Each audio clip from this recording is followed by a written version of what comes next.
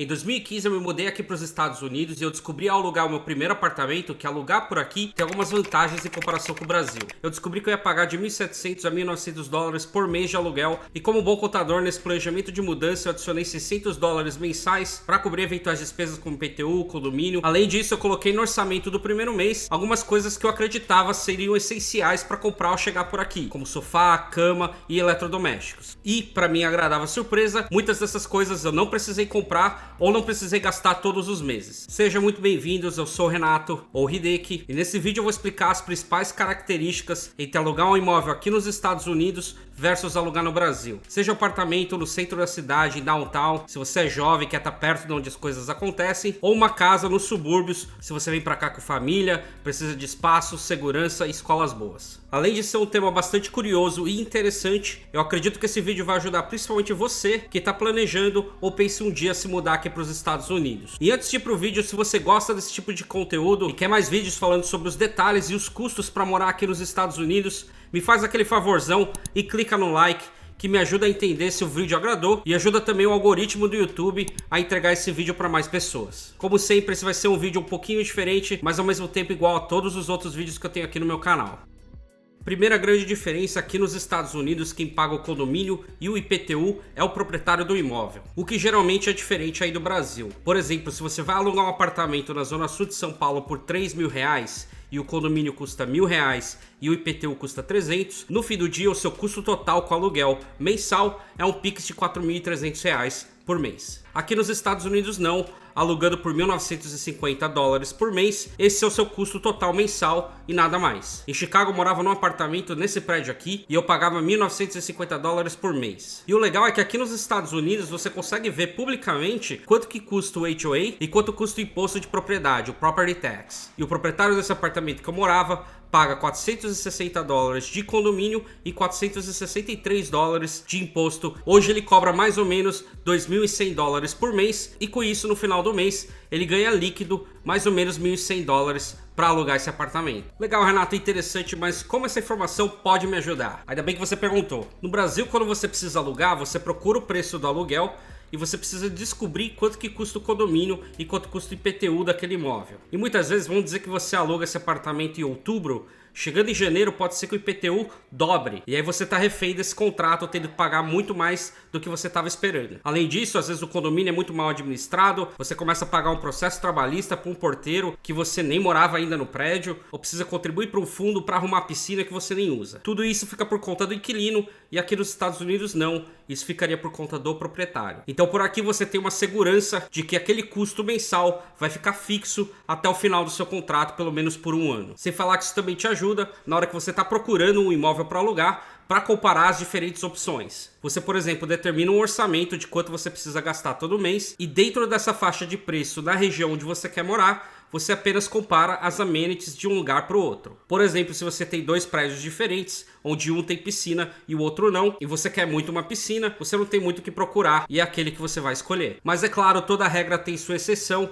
e tem pelo menos 4 pontos que eu consigo pensar onde tem taxas adicionais no aluguel que você está pagando. Em alguns prédios, por exemplo, principalmente em prédios residenciais em downtown, muitas vezes você precisa pagar pela sua vaga de estacionamento. Muitas vezes também tem uma taxa de serviço para eles poderem receber as suas encomendas da Amazon, do eBay. Se você vai ter um cachorro ou um gato, muitas vezes tem uma taxa de pet. E por último, se você precisa de um storage adicional ou você precisa guardar a sua bicicleta, geralmente tem uma taxa adicional também. E cobrar essas coisas de forma adicional faz sentido, porque nem todo mundo tem carro, pet ou bicicleta. E aí aqueles que não têm, não precisam pagar por isso.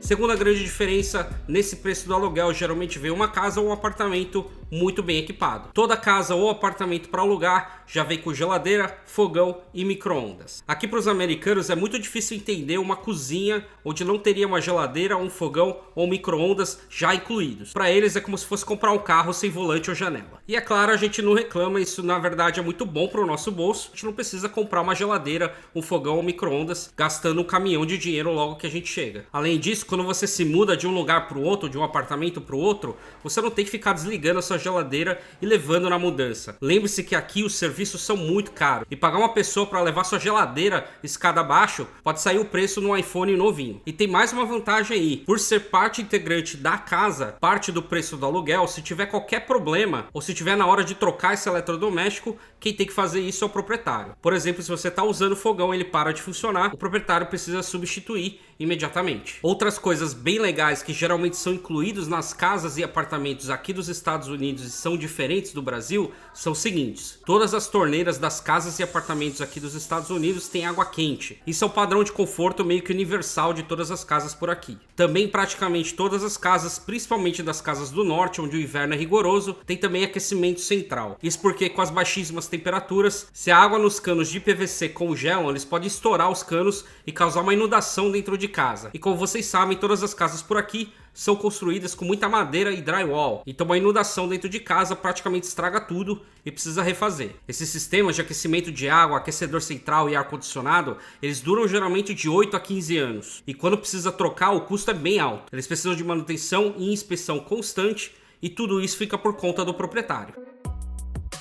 Se você aí vem morar numa grande cidade como Nova York, Boston, Miami, Chicago, e você pensa em morar perto do centro em um apartamento, tem algumas coisas importantes para você considerar. A maioria dos prédios e apartamentos vai ter a água incluído, então você não vai precisar pagar pela água, mas geralmente varia de prédio para prédio se você vai precisar pagar pela internet e TV a cabo. Alguns oferecem isso incluso e outros não. Para vocês terem uma ideia, com água e TV a cabo aqui na minha casa, eu gasto mais ou menos $160 por mês. Como eu já comentei, se você vai ter carro, se você tem um pet ou vai ter uma bicicleta, é importante você avaliar se vão ter taxas adicionais aonde você vai morar. Eu, por exemplo, morei em 2 apartamentos diferentes em Chicago e o preço do aluguel mensal dos dois eram similares, porém um dos apartamentos não tinha a taxa da garagem e ele era bem maior, e foi por esse motivo que a gente acabou mudando para esse outro apartamento. Vale lembrar também que nem todos os prédios vão aceitar animais de estimação, então você precisa checar isso muito bem antes de assinar qualquer contrato. Em muitas grandes cidades aqui dos Estados Unidos ainda há o costume de usar lavanderias compartilhadas. Não tem uma máquina de lavar e de secar dentro do apartamento, mas tem uma lavanderia no prédio para ser utilizada por todas as pessoas. Ou pior ainda, não tem dentro do prédio, você precisa usar uma coin laundry pública no bairro onde você mora. E aí pelo menos uma vez na semana você vai ter que perder várias horas do dia tendo que levar toda a sua roupa para lavar num lugar e compartilhar as máquinas que você não sabe se o mendigo também lavou a roupa dele por ali. Então sempre quando eu estava olhando um apartamento para alugar, eu sempre verificava se tinha essas máquinas dentro do apartamento. Agora, se você vai morar nos subúrbios, naquelas casas bem grandes como nos filmes, tem também algumas coisas importantes para você considerar. Verifique se a casa onde você vai morar tem o water softener. Esse é o equipamento que tira os sais minerais. Em alguns lugares dos Estados Unidos a água tem muitos sais e isso estraga todos os equipamentos dentro da casa. Mas pior do que isso faz mal para você também. Você não pode beber essa água, faz mal para a pele e para o cabelo também. Então se você está numa região onde tem bastante hard water, é importante você verificar se tem water softener nessa casa onde você vai alugar. Verifica também quais manutenções estão incluídas dentro desse aluguel. Principalmente se você vai alugar uma single family home, muitas vezes você precisa cortar a grama, cuidar do landscape, cuidar da detetização e também de tirar a neve. Principalmente se é o seu primeiro imóvel aqui nos subúrbios dos Estados Unidos, dê preferência a uma townhouse, que são aquelas casas germinadas tipo sobrado, organizadas em condomínio, porque aí o condomínio geralmente cuida de tudo isso, da grama, do landscape e de tirar a neve. E aí é muito menos dor de cabeça para você e também você economiza bastante, porque como eu disse, essa taxa de condomínio fica à conta do proprietário.